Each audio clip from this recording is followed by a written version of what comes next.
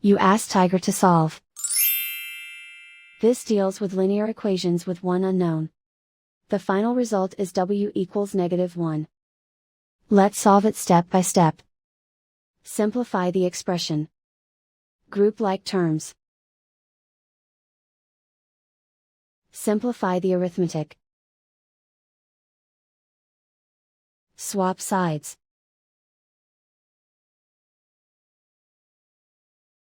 Group all constants on the right side of the equation. Subtract 10 from both sides. Simplify the arithmetic.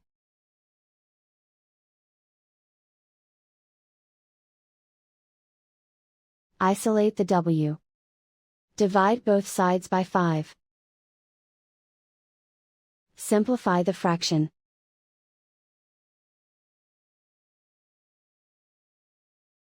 And so the final result is w equals -1.